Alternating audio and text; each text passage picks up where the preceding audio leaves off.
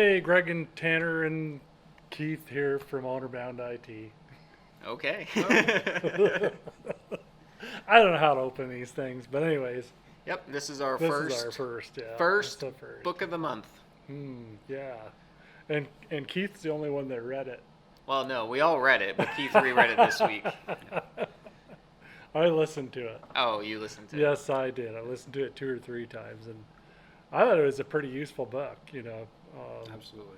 So the book of the month is The Myth of Multitasking, and yeah, we kind of had this period of our life. What, maybe 4 months ago, where we were just kind of trying to do everything all at the same time, and trying to do more than one task at a time, and just wasn't working. you know, I don't know about you, but Tanner and me were like looking at one another at about 4:30 in the afternoon, and we were brain dead. yeah, definitely. I mean, sometimes we're brain dead anyways, but we were just kind of brain dead. Um, and then we kind of read this book, and kind of figured out that probably the best way to do things was to slow down a little bit. Yeah, so I guess we can start with some of the key points of it. So we have the book here. The book is by Dave Crensaw. Again, it's The Myth of Multitasking: How Doing It All Gets Nothing Done. 1 hour read, guys. 1 hour read. Yep. Get her done. It's worthwhile. Even if you're not in the computer business, you're in some other business. Yep. Good book. Yeah, and how it's put together is really neat. It builds a story of a guy who's a consultant, and he goes to a company who the owner she's just completely overwhelmed. She doesn't have enough time to do stuff. People are desperately trying to get her attention, and she feels like she has to do everything at once and multitask as much as you can to make herself successful. And one of the things that this book talks about is the lie that there is a thing that you can actually multitask. And it goes in and it talks about how the human brain really can't do two things at one time, for work, but really you switch task yourself, which is one of the big revelations we had, where you stop yourself to go do the next thing, and then you go again back to the other. And every time that you switch task, there's like a buffer time to get yourself back into the next state, and it ends up taking more time than if you would have just done it to completion and then move over to the next. Yeah, because you kind of got to reset your brain, so that, well, where was I? And sometimes you got to start all over. I've had those situations,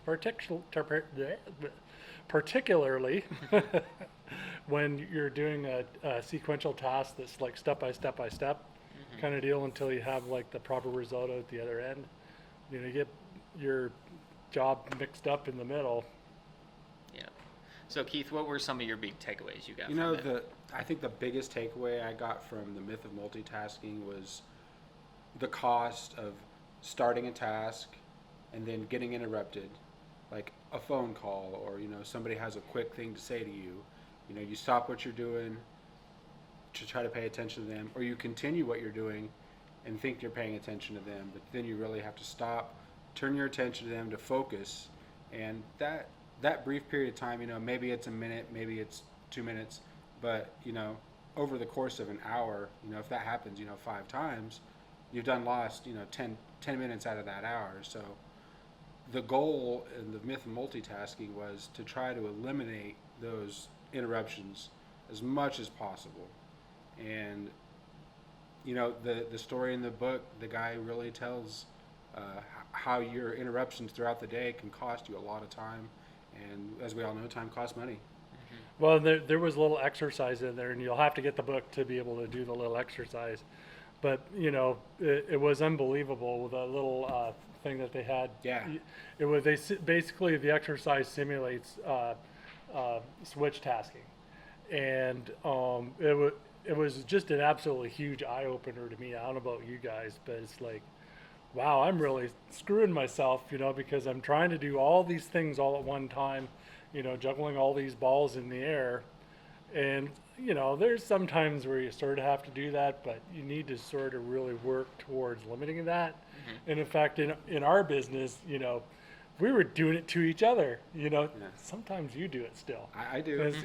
I hate to switch task you, but But if you're aware of that you're switch tasking, you can definitely control, and limit those experiences where if it's a phone call or a slight interruption, Greg doesn't have to take every phone call that comes in, whether it's from a vendor that wants to talk to him about a new product or, tons of solicitors call. I'm sure anybody in business knows that you get those calls from people that you really don't want to talk to. And I don't have to pass every call to Greg. I can screen that call and say, yeah, is there something I can help you with?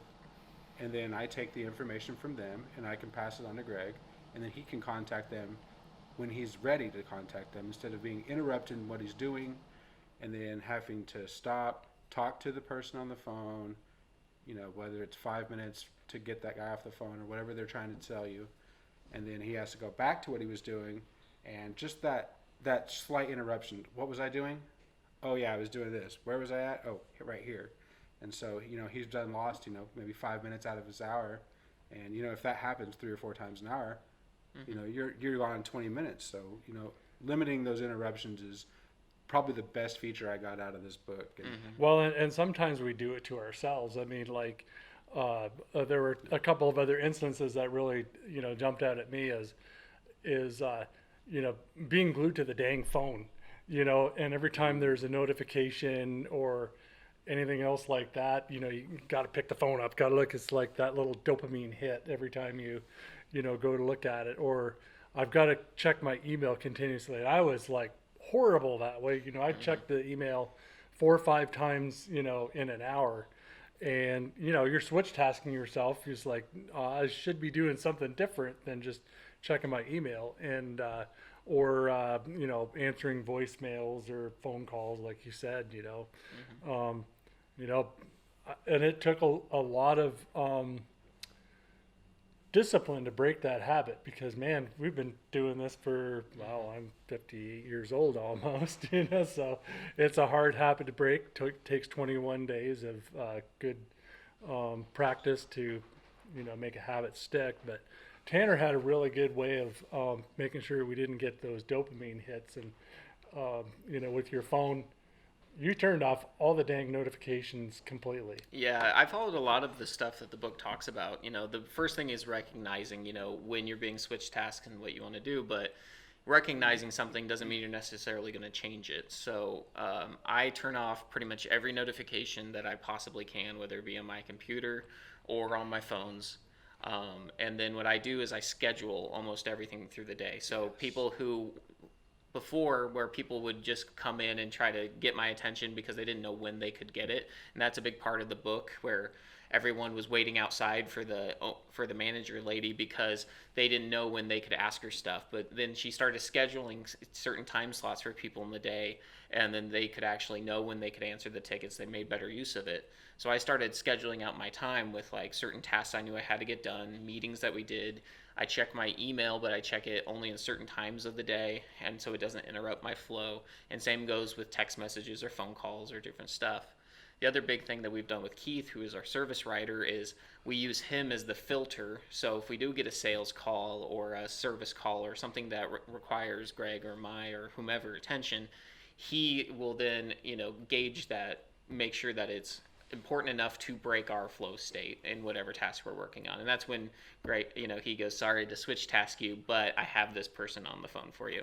And that's acceptable because life happens and you can't run it completely off a calendar, but we can try to minimize it as much as possible. And I kind of learned that, that was one part, where you talked about, scheduling things out, and, for me, some of my employees, like particularly Tara, didn't, she was afraid to talk to me because, she was afraid that she was interrupting something or whatever.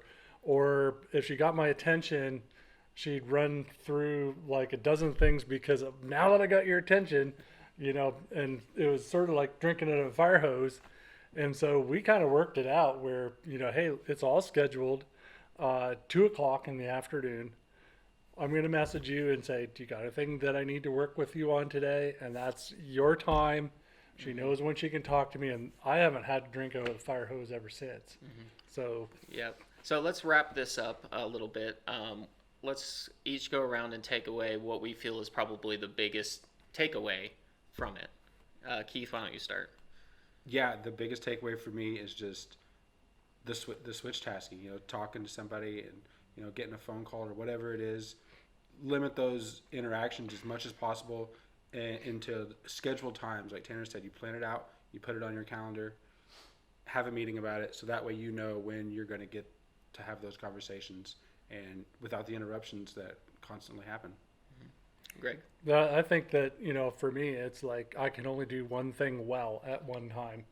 If I split my focus, then I'm not doing justice to either task that I'm wanting to get done. And often it's customer service. I'm all about that. So I think that's where I came from.